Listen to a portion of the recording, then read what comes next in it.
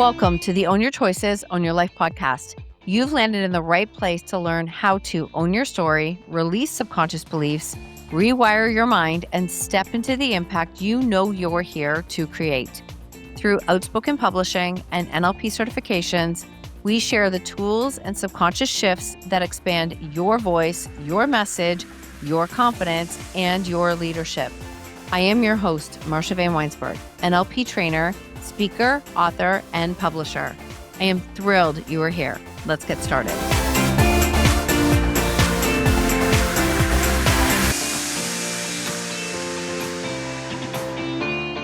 Welcome back to the show.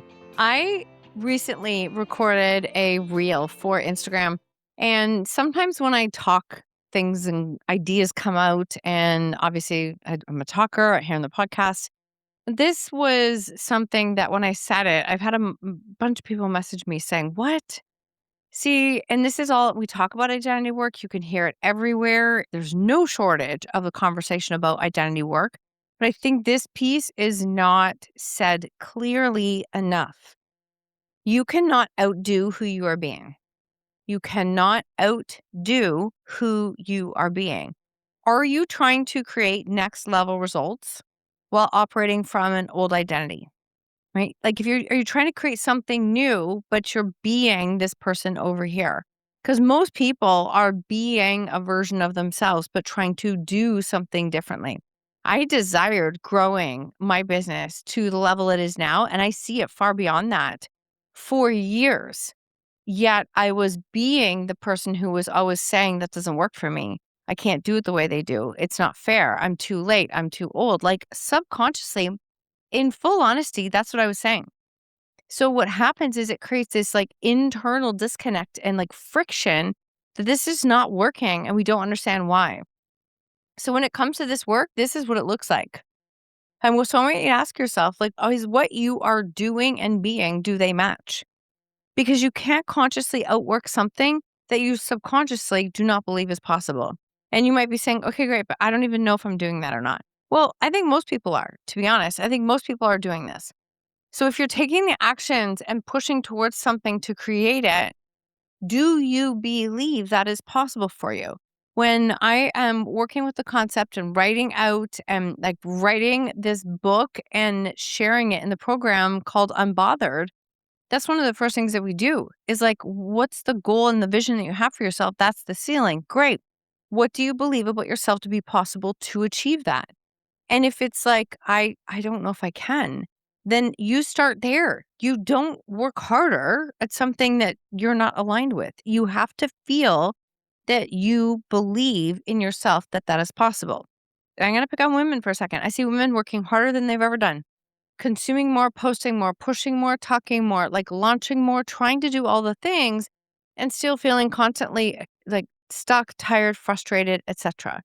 And somebody asked me the other day, what's the meaning if I want to launch something and I put it out in the world and then I share it twice and I pull away? I'm like, do you actually want that? Well, I want the results of it. What about that do you not want? What is the fear about having that thing? What does it do? What does it bring up for you? And all of a sudden it's like, well, I'm afraid. I'm afraid of what? Afraid that I'm not going to be able to still be the version of me that I am. Okay, well, we start there. Thing is that our identity, who we believe that we are, is encapsulates like all of our values, our thoughts, our beliefs, our choices. And you can't outwork that. You have to look at creating shifts and change there because that is what is going to align with what you are creating. So if you are feeling, not safe, not supported, how can I possibly? That's where we start. When I was in a space 3 years ago of wanting to grow my business, I was only launching Outspoken. And to be completely honest, building out a program, a 500-page manual, a portal is no freaking joke. It really isn't. It was like one of the biggest projects I've ever done, and all those videos had to be updated, but one day we'll get them done. It was so much work, and I still had the podcast, and I still had things happening.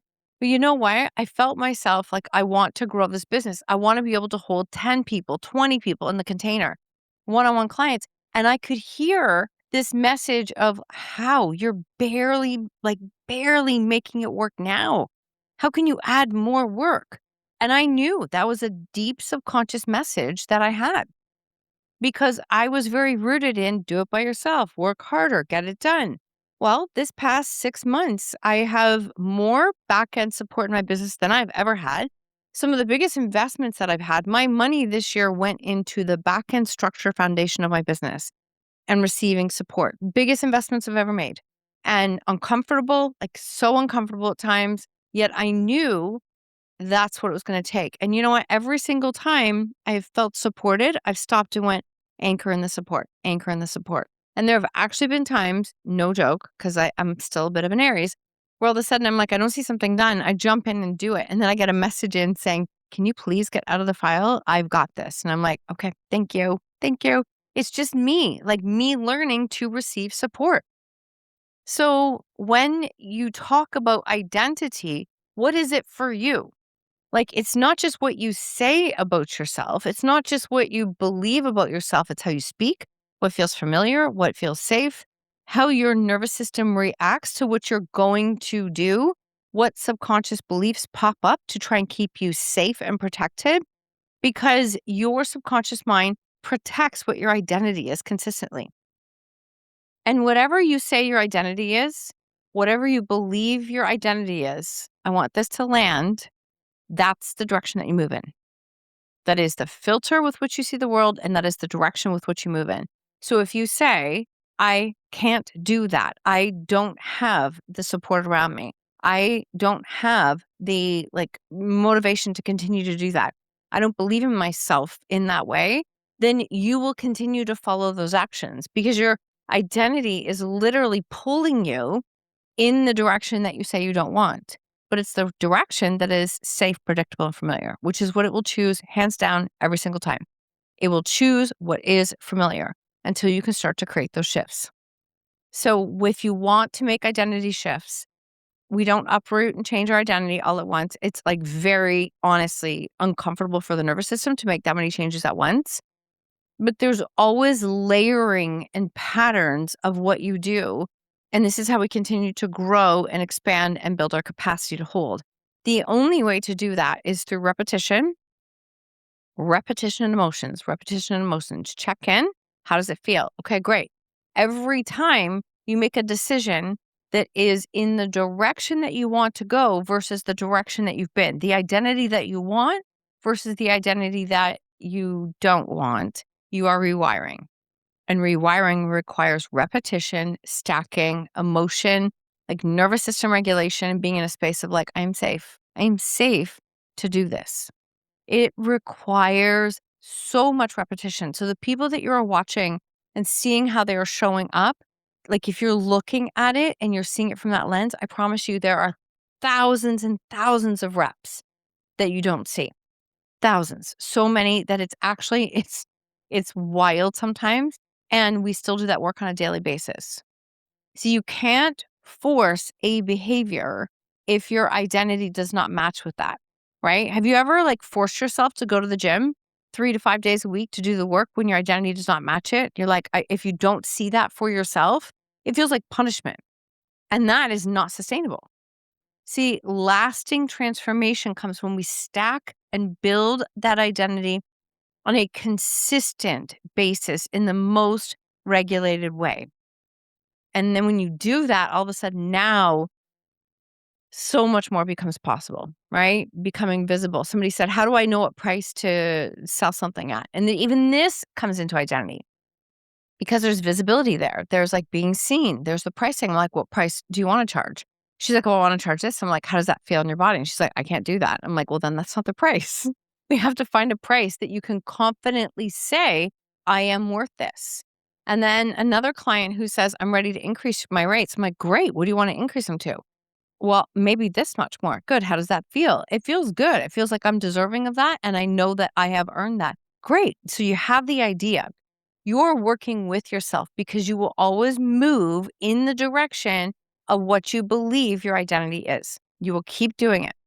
And when you do that and you stack those wins, honestly, you are changing how you are showing up. You are literally changing your identity, your version of yourself, how you see yourself, how you hold, how your nervous system responds to you because it feels safe in the direction that you're moving in. And all of a sudden, this transformation is not like it happens overnight. No, it doesn't. It is like stacking and repetition and emotional regulation and awareness and rewiring over and over and over. None of that transformation, absolutely none of it, has come from forcing and working harder. It hasn't. You can make changes from forcing and working harder, but I'm talking about the transformation I'm talking about is the long lasting, consistent change. Like, honestly, when somebody says to me now, you are such a different person than you were 2 years ago, I'm like, thank you. Thank you. Because she got me here and I love her for that. And it was not sustainable. The growth that has happened has come from these major identity shifts that have happened, right? You do not ever transform by pushing harder. You do it by consistent actions on a daily basis. This is the work. So I want you to ask yourself again, what is it that you cannot outdo who you're being? What you are doing and who you're being, do they match? And if not, how can we get them more closely on the same page?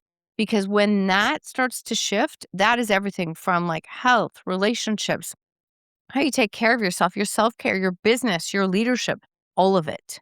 That's identity. It filters into everything of who you are. And as you shift that identity and it continues to grow, you are literally in a space where you're allowing your system, your nervous system and emotional system to be able to hold and build into that next level without force. And honestly, it's a beautiful, incredible thing. So I'm sending you so much love. I want to know how this message lands for you.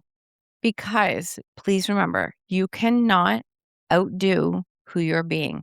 You cannot outwork who you are being. Who you are being is everything. And what needs to shift or change from your being.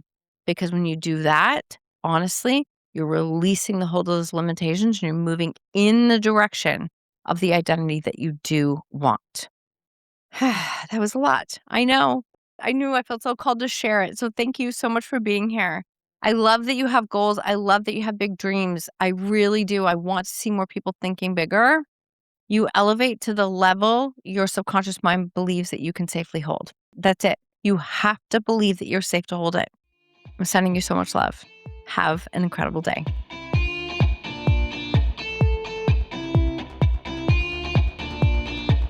Thank you for tuning in to another episode of Own Your Choices, Own Your Life. I invite you to tag me on social media with your takeaways or share it with a friend. If you feel called, please leave a 5-star review and I would be forever grateful. Until next time, remember, when you own your choices, you own your life.